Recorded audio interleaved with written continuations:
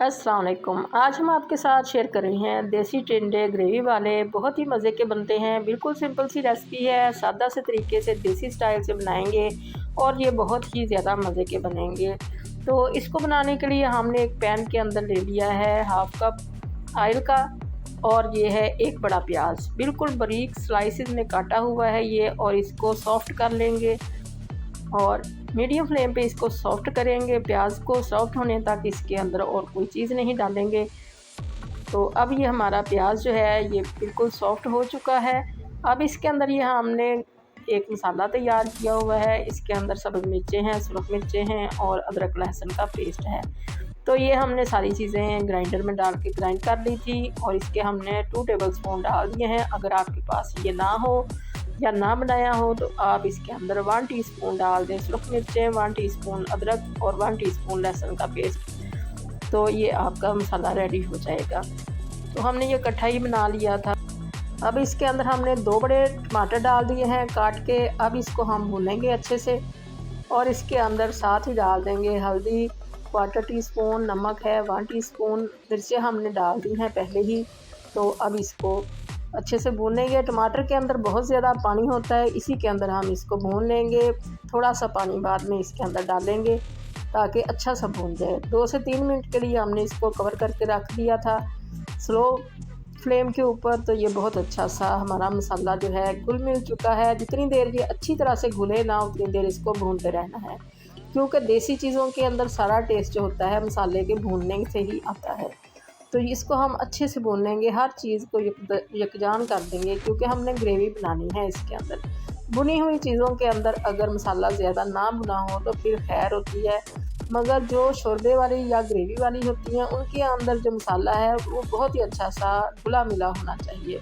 ये हमने देसी टिंडे लिए हैं, और जो बड़े बड़े थे उनको हमने 4-4 पीसेस में काट लिया। जो दरमियाने थे उनको हमने 2 पीसों में, और जो छोटे थे उनको हमने साबुत ही रहने दिया।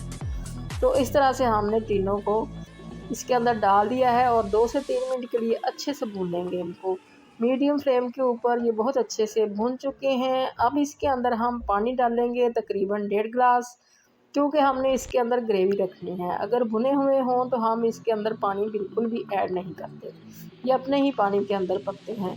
मगर ग्रेवी के लिए हमने इसके अंदर पानी रखना है, तो हमने इसके अंदर 1.5 गिलास डाल दिया है पानी का, और इसको हमने तकरीबन 45 मिनट के लिए रख दिया था बिल्कुल स्लो फ्लेम के ऊपर। हल्की आंच के ऊपर ये पकते रहे। आधे घंटे के बाद चेक कर लें, अगर तो ये अच्छे गले हों तो ठीक है, नहीं तो और 15 मिनट के लिए रख दें। तो हमने इसको 45 मिनट के लिए रखा था, और ये बहुत अच्छे बिल्कुल मलाई की तरह से हो चुके थे, और ग्रेवी भी बिल्कुल अच्छी सी बन चुकी थी। तो ये देखें बहुत अच्छे से ये गल चुके हैं। जितनी स्लो फ्लेम पे इनको पकाएं ये उतने ही अच्छे बनते हैं। और मसाला भी हमारा जो है ये बहुत अच्छा सा रेडी हो चुका है, ग्रेवी बन चुकी है। अब इसके अंदर हम डालेंगे कोई धनिया वगैरह, मगर इससे पहले हम चेक करेंगे कि इसका नमक का टेस्ट ठीक है। कोई भी सालन बनाएं, कोई भी हांडी बनाएं, उसके अंदर एंड पे ज़रूर चेक करें कि नमक ठीक है या नहीं। तो उसी वक्त नमक डाल दें, सारा एडजस्ट कर लें नमक को। बाद में बार बार सबको नमक ऊपर से डालना जो होता है वो अच्छा नहीं होता, वो सेहत के लिए भी ठीक नहीं है, और वो टेस्ट भी नहीं आता जो इस वक्त डालने से आता है। तो हमने 1 टीस्पून डाल दिया है इसके अंदर गरम मसाले का, और थोड़ा सा धनिया डाल दिया। अब इसको मिक्स करके थोड़ी सी देर के लिए दम पे रखेंगे, और फिर इसको सर्व करने के लिए ये रेडी है।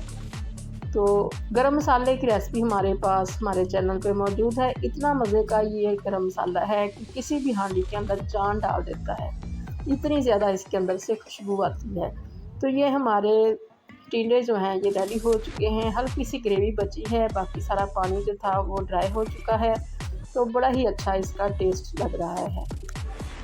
तो बड़े ही देसी से स्टाइल से, देसी से तरीके से, सिंपल तरीके से टिंडे हमने बनाए हैं। इसी तरह से आप भी बना के देखिएगा। अल्लाह करे आपको ये रेसिपी बहुत पसंद आए और आपकी बहुत अच्छी बने। दुआओं में याद रखिएगा। अल्लाह।